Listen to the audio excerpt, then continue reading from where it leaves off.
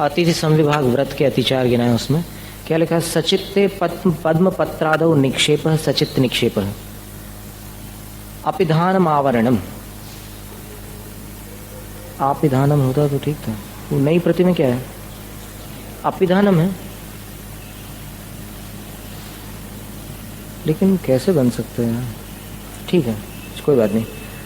तो क्या हो गया? इसमें कह रहे हैं कि सचित्ते पद्म पत्रादौ निक्षेप। अगर साधु को आप आहार दे रहे हैं और चौके में आप सचित्त पद्म पत्र यानी कमल का पत्ता, और आदौ शब्द में केले का पत्ता भी हो सकता है और अन्य भी कुछ पत्ते हो सकते हैं, उन पर निक्षेप कोई सामग्री रख देते हो और फिर उस सामग्री को बाद में गुरु के हाथ में दे देते हो, तो फिर ये अतिचार हो गया। अब यहाँ प्रश्न ये उठेगा कि चौके के अंदर ये कमल का पत्ता, यदि ये उस मान्यता को लेकर अपन चले कि उस पेड़ से या पौधे से पृथक हो गया कोई भी पदार्थ निर्जीव है, तो अगर उसको निर्जीव मानते हैं तो फिर चौके में जो कमल का पत्ता या केले का पत्ता है उसके ऊपर रखी हुई वस्तु में ये दोष कैसे आ सकता है? नहीं आया समझ में? ये है कि नहीं विचारणीय बात? तो इसका मतलब ये हुआ कि पेड़ से तोड़ी हुई कोई वस्तु लगे हाथ अचित्त हो जाती हो, ऐसा नियम नहीं है। आ रहा है ना समझ में? पेड़ से अगर कोई पत्ता तोड़ा गया है वो तुरंत अचित्त हो जाए, ऐसा नहीं है। अब अगर पत्ता कालपक्व होकर अपने आप झड़ जाए तब की बात नहीं कर रहे हैं, लेकिन वो हरे भरे पेड़ से अगर पत्ता तोड़ करके आप लाए हैं तो उसका देखिए, एक दूसरा त्रस जीव का दृष्टांत देख लीजिए। इसी प्रकार सचित अपिधानम आवरणम, किसी पत्ते से आपने कोई सामग्री ढक दी, सामग्री को उसमें टच तो नहीं कराया, स्पर्श तो नहीं कराया, उस पत्ते के ऊपर कुछ भी नहीं रखा आपने, लेकिन पत्ते को किसी बर्तन के ऊपर ढक दिया, तो भी वो सदोष हो गया। अब पत्ते को बर्तन पर कैसे ढांका जा सकता है? जब तक पत्ते को वहां बगीचे से या तालाब से अपने चौके में नहीं लाओगे तो। आगे समझ? वहां तो ले जाकर के ढांक नहीं सकते, पानी के अंदर कमल के पत्ते कैसे ढांकोगे? संभव ही नहीं हो, तो बिल्कुल नितांत असंभव है।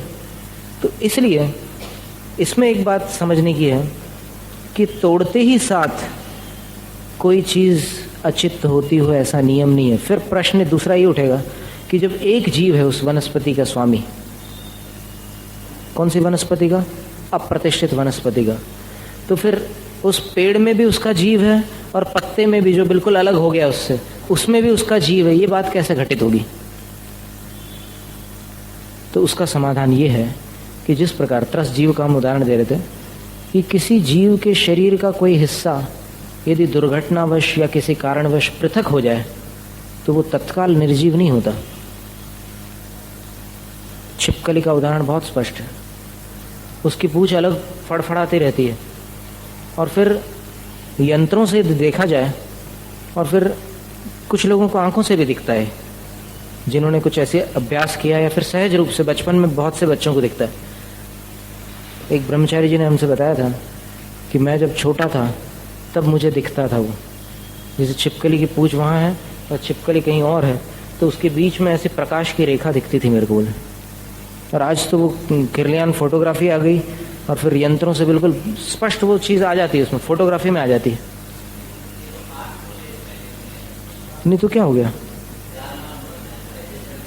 तेजस भी है ना साथ में, और औदारिक भी है साथ में। औदारिक भी है क्योंकि काय योग कौन सा चल रहा है उसका? काय योग पर्याप्तक अवस्था में काय योग कौन सा होगा? औदारिक काय योग, कार्बन काय योग तो हो नहीं सकता, इसलिए वो औदारिक है। ये बात अलग है कि वो शरीर के वहाँ पर परमाणु नहीं है बीच में, लेकिन फिर भी काय योग औदारिक है तो उसको आंखों से देखा जा सकता है। निरुपभोगम अंत्यम, अंत्य जो शरीर होता कार्बन वो उपभोगम न निरुपभोग्य, मतलब आंखों से देखने योग्य किसी इंद्रियों का विषय नहीं हो सकता। तो इसका मतलब ये हुआ कि वो जो बीच में प्रकाश की रेखा दिखाई दे रही है, वो रेखा अगर आप पत्ते में भी देखें यंत्रों के द्वारा तो हमें लगता है कि वो जरूर दिखेगी। तभी आचार्य उसको सचित्त कह रहे हैं यहाँ पर, वरना आचार्य कभी भूल नहीं करते कहीं भी। और चूंकि आचार्य जिनवाणी का ही प्ररूपण कर रहे हैं, तो जिनेंद्र भगवान ने उस पत्ते को सजीव क्यों कहा? क्योंकि अभी तक उसमें वो प्रदेश है, पेड़ के प्रदेश, उसमें दूरी का सवाल नहीं है। और वो कितनी भी दूर चला जाए, जैसे मान लो चील किसी जानवर को लेकर, किसी पक्षी को या किसी सांप वगैरह को लेकर के जा रही है, और वो चोंच मार करके उसकी कुछ हिस्सा अलग कर दे, नीचे तोड़ के फेंक दे, और वो किलोमीटर्स दूर चली जाए, लेकिन वो हिस्सा नीचे छटपटा दे, उसके लक्षण होने चाहिए।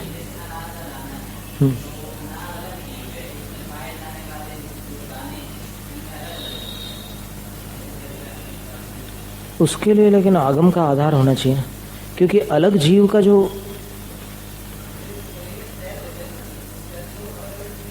नहीं, अलग अलग जीव कैसे कहेंगे सेल? अपने शरीर में कितने सारे सेल्स हैं, वो सब पृथक जीव हैं क्या? ऐसा आगम है? देखो, इसके आश्रित रहने वाले जीव निगोद, बादर निगोद जीव हैं, ये तो उस आगम में उल्लेख है, लेकिन शरीर की जो कोशिकाएं हैं वो स्वतंत्र जीव हैं, ऐसा तो नहीं है। क्योंकि अगर एक शरीर में स्वतंत्र जीवों का अधिक संख्या में अस्तित्व होगा, तो फिर वो शरीर प्रत्येक की संज्ञा को प्राप्त कैसे हो सकता है? प्रत्येक शरीर का अर्थ क्या हुआ? जिस शरीर का स्वामी एक जीव है, प्रत्येक का लक्षण ये हुआ ना।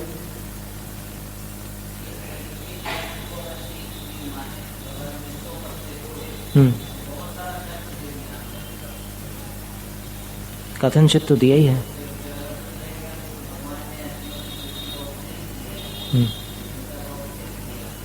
वो गृहस्थ जीवन में दिया था उन्होंने। भगवान बनने के बाद तो गृहस्थ और मुनि धर्म का उपदेश दिया था, आरंभ का उपदेश नहीं दिया भगवान बनने के पश्चात। और वो चूंकि एक साथ नहीं छोड़ सकता आरंभ, तो क्रम बताया उसका कि भाई 8वीं प्रतिमा में छोड़ देना सब प्रकार के आरंभ, ऐसा रखा उन्होंने। क्यों नहीं हो सकता? देखो, आश्रित जीवों का होना अलग है, अलग बात है। आश्रित जीवों के अपने स्वतंत्र शरीर है, लेकिन जो अपने नाम कर्म के उदय से शरीर के हिस्से तैयार हुए हैं, उसके स्वामी कौन होगा? उसका स्वामी तो अपना ही जीव होगा ना। हाँ, तो आश्रित जीवों का अपना शरीर है।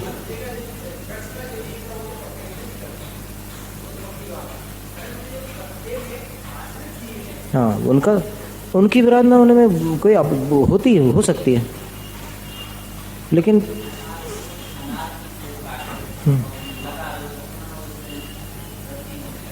वो तो फिर योनिभूत सचित होता है ना। क्या है कि उसको किसी बीज है, पूरा सूखा हुआ है, और सूखे को प्रासुक कहा है शास्त्रों में, लेकिन उसको अगर वैसा वातावरण मिल जाए जिसमें से पुनः अंकुर निकले, तो फिर उसको योनिभूत सचित्त कहा है, साक्षात सचित्त नहीं कहा।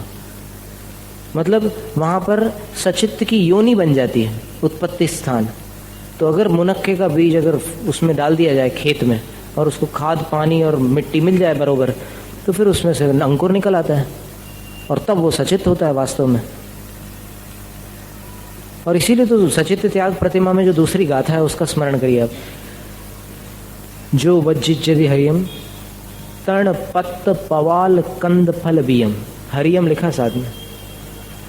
जो हरित तृण पत्र प्रवाल फल बीज इनका वर्जन करता है, और अप्पासुगम च सलिलम, और कच्चे पानी का भी सेवन नहीं करता, अप्रासुक जल का भी सेवन नहीं करता, सच्चित्त निवृत्तिमम ठाणम, वो सचित्त निवृत्ति का 5वां प्रतिमा वाला स्थान बनता है।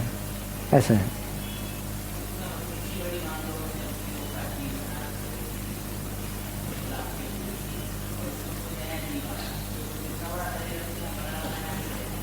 ये भी एक विचारणी बात हो जाती ना, कैसे मिल जाएगा उसको इतना बड़ा शरीर? और जो निगोदिया जीव उसमें प्रतिष्ठित रहते हैं, कि सप्रतिष्ठित वनस्पति का मतलब क्या है कि उसका शरीर तो पूरा अपना खुद का है, नाम कर्म के उदय से बना है, लेकिन उसमें जो सप्रतिष्ठित का मतलब जो दूसरे निगोदिया जीव प्रतिष्ठित है, रह रहे हैं, तो उन निगोदिया के शरीर जो है वो इस वनस्पति से पृथक है, उसके आश्रित है वो। इसीलिए बादर निगोद की परिभाषा क्या दी? जो किसी अन्य के शरीर पर आश्रित होकर निवास करते हैं। तो जो आश्रय है और आश्रित है, ये दोनों अभिन्न नहीं हो सकते। आ रहा है समझ में?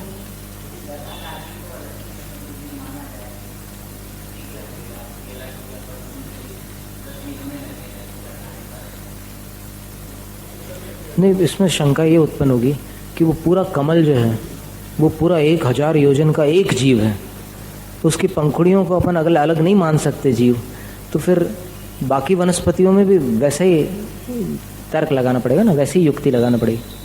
जब इतना बड़ा कमल 1000 योजन का एक जीव है, ये तो स्पष्ट है ना, तो फिर उसकी पंखुड़ी और उसके नीचे के और भी जो जितने हिस्से हैं उन सबको पृथक जीव अपन कैसे मान सकते हैं? उसी प्रकार पूरा जो वृक्ष है, वो पूरा वृक्ष तो एक ही वनस्पति है ना। फिर उसमें अगर अपन ये कल्पना करें कि उसके पत्ते में अलग अलग जीव हैं, तो पत्ते जहाँ से उगते हैं उस हिस्से को तो गोमटसार आदि ग्रंथों में माना है कि वहाँ पर सप्रतिष्ठित पना है, लेकिन पूरे पेड़ को सप्रतिष्ठित तो नहीं माना। उसके जो रेशे वाले हिस्से हैं या फिर छाल वगैरह जो सूखी हुई है या कोई भी ऐसे भाग हैं, वो तो अप्रतिष्ठित। तो ये बात मतलब, और इसके बारे में अपन विचार कर सकते हैं। अभी तो आज इतनी चर्चा की अपन ने, जितना मतलब था उतनी चर्चाएं की अपन ने, और जितना अभी उपयोग में आ गया उतना बात। मूल में कई प्रकार के मूल हो सकते हैं, औषध रूप में काम आने वाले सूखे हुए कई प्रकार के मूल हो सकते हैं। नहीं, मूल का अर्थ मूल ही नहीं है। मूली मूल हो सकता है, लेकिन मूल सिर्फ मूली है ऐसा नहीं है। मूल का अर्थ होता है जड़। कई वनस्पतियों की जड़ बहुत उपयोगी होती है औषध के रूप में, और उनका उपयोग होता भी है। त्यागी व्रतियों में भी उसका निषेध नहीं है, लेकिन उसका कच्ची अवस्था में उपयोग वर्जित है। 5वीं प्रतिमा की बात है ये चर्चा, मतलब ये अपन क्या, हम तो एक विद्यार्थी, साइंस के विद्यार्थी रहे पहले, इसलिए अपन जितनी नई नई जानकारी मिले तो उनका संग्रह करके फिर कोई निर्णय करे। अभी भी अगर इस निर्णय में कहीं कोई कमी हो तो अपन तो और संशोधन करने के लिए हमेशा रेडी है। आगम से विरुद्ध नहीं होना चाहिए निर्णय, बस इतनी भावना रहती है अपनी। और फिर कुछ समय के पश्चात वो जो पत्ता तोड़ करके लाए हैं, जिस पर वो वस्तुएं रखी है, वो अचित हो जाता है ऑटोमेटिकली, क्योंकि वो प्रदेश कब तक के बने रहेंगे उसमें, वो प्रदेश वापस वनस्पति में संकुचित हो जाते हैं। इसी प्रकार जैसे मान लो एक्सीडेंट में किसी की उंगली वो हो गई, तो फिर ये जो हिस्सा है उसके आत्मा के प्रदेश ऐसे फैले रहते हैं, उस उंगली में से निकल जाते हैं जो टूट करके अलग हुई, और फिर यहाँ पर थोड़ी देर तक के ये आकार बना रहता है, उसके बाद फिर वापस संकुचित हो जाता है। यानी प्रदेश तत्काल संकुचित नहीं होते, कुछ काल लग जाता है, संकुचित हो जाता है। तो वैसे ही वहाँ पर भी है, वनस्पतियों में भी अंतर्मूर्त लग सकता है, या ऐसा उल्लेख तो स्पष्ट मिला नहीं है। बाकी जैसे आंखें हैं, अपन प्रायोगिक रूप से देखें,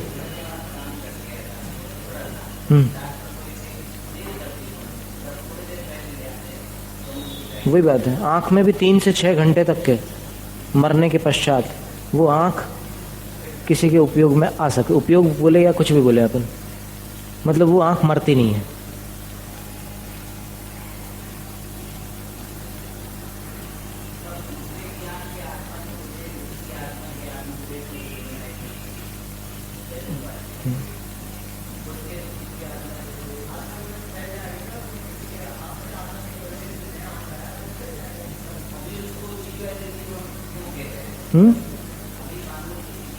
किसी का मरण हो गया और आंखें तो निर्जीव हो गई, लेकिन फिर भी उस आंखों के को उपकरण के रूप में अन्य व्यक्ति में प्रयोग करने पर उसके प्रदेश उसमें व्याप्त हो जाते हैं, इसलिए फिर वो काम करने लग जाती है। आ जाते ना। जैसे जीव सिद्धांत भी बहुत गहन है। अपन सोचते हैं कि कर्म सिद्धांत बहुत जटिल है, लेकिन जीव सिद्धांत कम थोड़ी है। जीव सिद्धांत और कर्म सिद्धांत दोनों ही अलग विज्ञान है पूरे जैन दर्शन में, और ऐसा वर्गीकरण आपको कहीं किसी अन्य मत में नहीं मिल सकता जो यहाँ उपलब्ध होता है। मूल तो त्रस और स्थावर भेद कर दिए, फिर उनके उत्तर भेदों को देखो तो कोई हिसाब नहीं है। बस इतना अपने पास सूत्र है कि 5 प्रकार से प्रासुक करने की विधियां हैं, उनसे आप प्रासुक करो। और 5 प्रकार के अभक्ष भी बता दिए। तो अब उसमें समझ लो कि ये कौन सी श्रेणी का अभक्ष है। एक तो जिसमें त्रस घात होता है, वो एक अभक्ष हो गया। दूसरा जिसमें नशा चढ़ता है, उन वस्तुओं को भी अभक्ष की श्रेणी में रखा, प्रमाद कारक। फिर बहुघात, जिसमें त्रस का तो घात नहीं हो रहा है, लेकिन घात अधिक हो रहा है स्थावरों का। आचार्य से एक बार किसी ने पूछा होगा कि भाई ये जैन दर्शन में आपके यहाँ ये सब जमीन कंदों का क्यों त्याग कराया गया, जबकि अन्य मतों में तो ऋषि मुनि कंद मूल सेवन करते हैं, साधना के लिए बहुत अच्छा माना गया है कंद मूल का सेवन अन्य मतों में, तो फिर आपके यहाँ निषेध क्यों है? तो आचार्य ने बहुत सुंदर जवाब दिया। पनागर में शाकाहार सम्मेलन चल रहा था, उन्होंने उत्तर दिया कि कंद मूल का सेवन करने के लिए पूरे पौधे का नाश करना पड़ता है, और बाकी जितनी भी वनस्पतियां हैं उसमें से सिर्फ उतना हिस्सा आप ले लो। टमाटर चाहिए तो टमाटर के पौधे को मारने की ज़रूरत नहीं, उसको नष्ट करने की आवश्यकता नहीं है, उतना ले लिया टमाटर। लौकी ले ली, और फिर और कुछ ऐसी वस्तुएं ले ली। तो कुछ जो अपवाद रूप में कुछ ऐसी वनस्पतियां हैं जो ज़मीन के नीचे होती है, तो उनका भी सेवन सूखी अवस्था में होता है। रही मूंगफली की बात, तो उसके बारे में ये आपके लिए हम होमवर्क छोड़ दें कि आप सोचोगे भाई क्या हो सकता है उसमें कारण। एक तो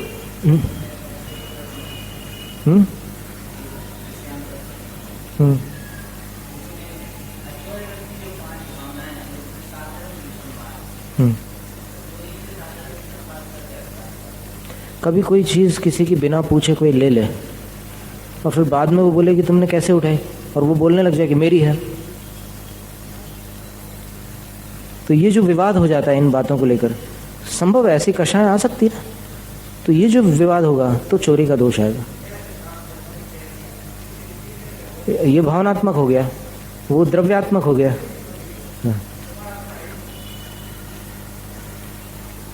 ये मेरी पिच्छी है, मेरा कमंडल है, ये मेरे शास्त्र हैं। इस प्रकार मेरा मेरा जहां आ गया, और फिर है पराई चीज, तो प्रमत्त योगाद अदत्ता दानम स्तेयम, बिना दी हुई किसी चीज का प्रमत्त योग के साथ, यानी कषाय के आवेश के साथ आदान कर लेना, स्वीकरण कर लेना, चोरी है। इस प्रकार सधर्मा विसावाद का मतलब वाद संवाद करना तो नहीं है, झगड़ा वो किसी वस्तु को लेकर के, क्योंकि प्रसंग देख करके ही उसका अर्थ निकालना पड़ेगा। नहीं तो कभी अन्य मतियों के साथ भी जो होता है ना, वाग्मी मुनि जो होते हैं, वादी मुनि, वो कई बार चैलेंज करते हैं कि बताओ तुम कितना सत्य है तुम्हारे पास, तो वहां पर वो दोष नहीं है।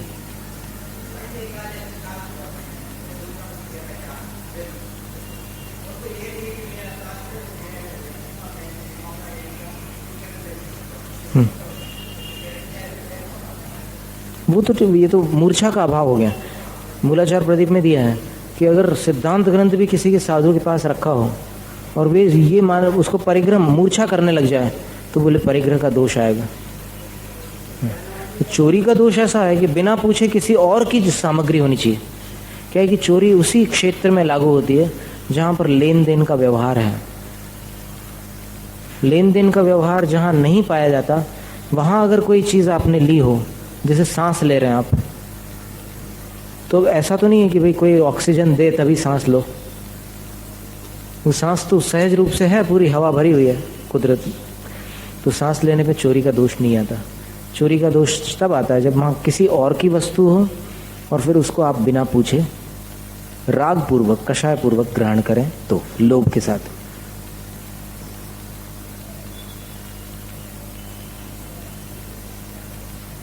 तो इसके आगे योगानुवाद का वर्णन था, लेकिन अभी आज अपना वहीं तक चल पाया, कायानुवाद तक। चर्चाएं अच्छी निकल आई, तो फिर कई जानकारियों की बातें आ गई उसमें। क्योंकि योगानुवाद में फिर मनोयोगी, काय योगी, वचन योगी सबकी बात आती है। ठीक है। वैक्ष शुद्धि, वैक्ष शुद्धि का मतलब जो है ऐषणा समिति में जो निर्मलता है वो, क्योंकि साधु के लिए जिनेंद्र भगवान ने वही आहार अधिकृत माना है, अनधिकृत लेना चोरी है। आ रहा है ना समझ में? हाँ ठीक है ना। शुद्धि विधि क्या है? वही भिक्षा शुद्धि नाम की एक विधि है असली में, वो आता है समय सारा अधिकार में या अनगार भावना अधिकार में है मूलाचार में। तो उस शुद्धि के साथ आहार लेने पर संयम निर्दोष रहता है, और अशुद्धि के साथ आहार लेने पर संयम में दोष लगता है। जो भी है, मतलब अंतराय मान लो पालन नहीं कर रहे हैं, या फिर कोई ऐसी चीज, मतलब कोई भी दोष लगा रहे हैं वो उसमें आहार में, तो फिर वो आहार जो है आपके अयोग्य है, और जो अपने अयोग्य है उसको अगर अपन ग्रहण कर रहे हैं तो क्या हुआ? वो जो चीज अपने लिए अनुचित है वो अगर ले लो, पराई चीज हो गई ना, वो अपने अधिकार में नहीं है वो चीज, और उसको अपन लेंगे तो फिर दोष आ गया।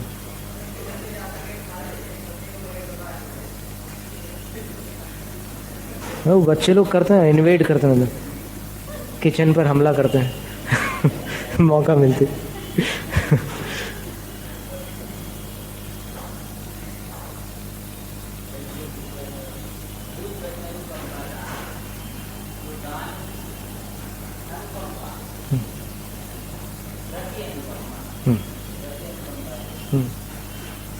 व्रतियों के प्रति विशेष करुणा भाव, दया है ना, बराबर है। अंतराय हो गया या कोई परीक्षा आ गया, दया तो आनी है। किसी की वेदना से अपने अंदर वेदना हो जाए, उस भाव का नाम अनुकंपा है। तो व्रतियों के प्रति विशेष अनुकंपा कि इनको कोई तकलीफ ना हो, साता वेदनी का आश्रय।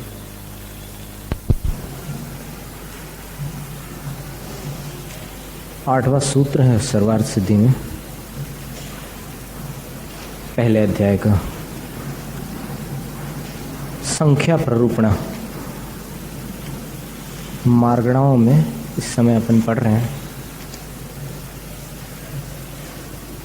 गुणस्थानों में बता दी थी कि कौन से गुणस्थानों में कितने जीव हैं। अब मार्गणाओं में बता रहे हैं। योग मार्गणा, योगानुवादेन मनोयोगिनो वाग्योगिनश्च मिथ्या दृष्टयो संख्येयः। योगानुवाद मतलब मन वचन काय योग, इनमें अगर गुणस्थानों को अपन देखें तो मनोयोग वाले और वचन योग वाले जो मिथ्या दृष्टि हैं वो असंख्या श्रेणयः, असंख्यात श्रेणी प्रमाण है। श्रेणी का अर्थ आपको याद है? 7 राजू के आकाश के एक प्रदेश की पंक्ति। अब उस 7 राजू की पंक्ति में जितने प्रदेश होंगे उसको एक श्रेणी प्रमाण कहते हैं। तो असंख्यात श्रेणी प्रमाण कह रहे हैं, असंख्याः श्रेणयः। प्रतर असंख्य भाग प्रमिताः, लेकिन प्रतर से असंख्यात वे भाग प्रमाण। प्रतर का अर्थ याद है आपको? एक श्रेणी में जितने प्रदेश हैं उनको उसी से गुणा कर दो, यानी 7 राजू में 7 राजू का गुणा कर दो तो वो एक प्रतर कहलाता है। और लोक प्रमाण भी आपको ख्याल में हो। लोक प्रमाण का मतलब होता है 7 में 7 में 7 का गुणा कर दो तो 343 होते हैं। 7 में 7 का गुणा करो 49, और 49 में 7 का गुणा करो तो उसको बोलेंगे 7 क्यूब। ठीक है ना, अंग्रेजी में उसको ही बोलेंगे। तो उतना लोक प्रमाण कहलाता है, मतलब लोक में जितने प्रदेश हैं उनका हिसाब ऐसे लगाया जाएगा। तो अभी यहाँ क्या कह रहे हैं कि मनोयोग में और वचन योग में स्थित जो मिथ्या दृष्टि जीव हैं वो कितने हैं? तो असंख्यात श्रेणी प्रमाण। और प्रतरासंख्य भाग प्रमिता, प्रतर के असंख्यात वे भाग प्रमाण। काय योगिनो, अब काय योग वाले मिथ्या दृष्टियों नंता नंता, क्योंकि वचन योग की शुरुआत 2 इंद्रिय जीवों से है। जब रसना इंद्रिय आती है तो वहाँ पर वचन योग भी पाया जाता है। बाकी एक इंद्रियों में तो वचन योग नहीं हो सकता, क्योंकि उनके पास रसना इंद्रिय नहीं है, एक इंद्रिय स्पर्शन इंद्रिय है, इसलिए उनका सिर्फ काय योग रहेगा। और मनोयोग की शुरुआत कहाँ होती है? उसकी शुरुआत और उसका अंत वहीं होगा, सैनी पंचेंद्रिय में, क्योंकि मनोयोग उसके सिवा और कहीं नहीं है। तो काय योगिनो मिथ्या दृष्टि और अनंतानंदा। काय योगी जो मिथ्या दृष्टि है वो कितने हैं? अनंतानंत।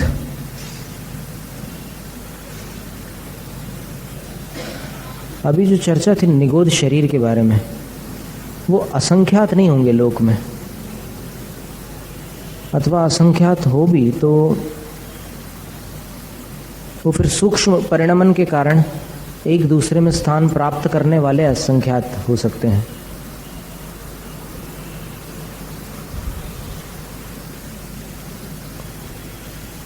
अनंत तो इसलिए नहीं बन पाएंगे क्योंकि एक जीव जो है लोक का असंख्यातवा भाग तो घेरता ही है।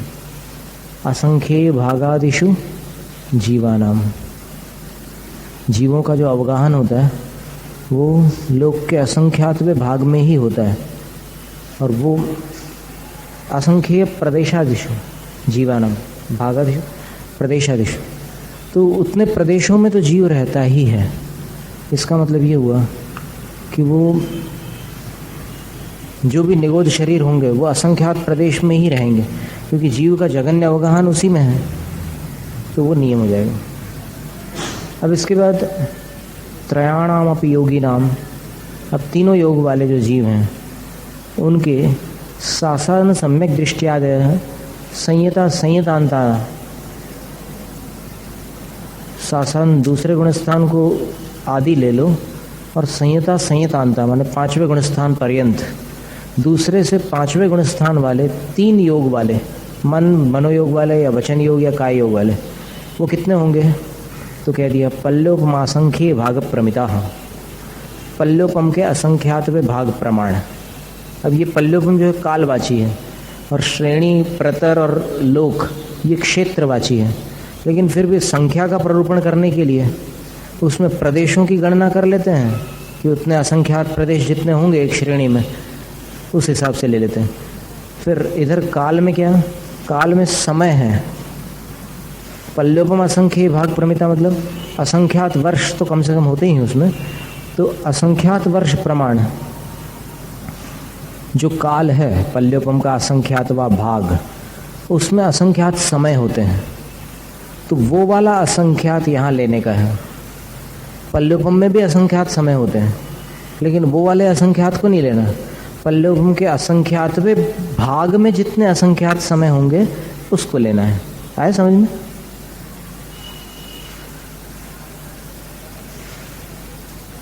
फिर प्रमत्त संयतादय सयोग केवल्यंता संख्या, 6ठे गुणस्थान से आदि लेकर, यानी प्रमत्त संयत 6ठे गुणस्थान का नाम है, और सयोग केवल्यंता सयोग केवली पर्यंत 13वें गुणस्थान तक संख्या संख्यात है, क्योंकि ये सब मनुष्य ही होंगे ना। 6ठे से 13वें गुणस्थान वाले कौन सी गति में होंगे? सिर्फ मनुष्य गति में। अयोग केवलिन, और अयोग केवली कितने हैं? सामान्योक्त संख्या, सामान्य में जितनी संख्या बताई थी उतने हैं। वेदानुवादेन, अगली मार्गणा है वेद मार्गणा। वेदानुवादेन स्त्री वेदा पुं वेदाश्च, स्त्री वेद और पुरुष वेद वाले मिथ्या दृष्टियो संख्या श्रेणेय प्रतरा संख्य भाग प्रमिता, स्त्री वेद और पुरुष वेद वाले जो मिथ्या दृष्टि हैं वो असंख्यात श्रेणी प्रमाण है, प्रतर के असंख्यातवे भाग प्रमाण। अब वो को गुणगारो ऐसा करके धवला में आता है कि वो असंख्यात मतलब कौन सा असंख्यात लेंगे, तो वो श्रेणी में जितने असंख्यात प्रदेश है उतना बड़ा असंख्यात नहीं लेना, छोटा लेना, नहीं तो फिर सब काम बिगड़ जाएगा। तो उसमें जितने असंख्यात तो वो प्रतर बन जाएगा ना। श्रेणी में श्रेणी का गुणा होगा तो क्या होगा? वो प्रतर बन जाएगा। लेकिन यहाँ कौन सा बता रहे हैं? प्रतर के असंख्यातवे भाग, मतलब श्रेणी में ऐसे असंख्यात का गुणा करना है कि वो प्रतर के बराबर तो ना हो, लेकिन प्रतर के असंख्यातवे भाग बराबर हो। तो उसमें जितने प्रदेश होंगे, प्रदेश असंख्यात ही होंगे, असंख्यात के असंख्यात वेद हैं। तो वो जो असंख्यात है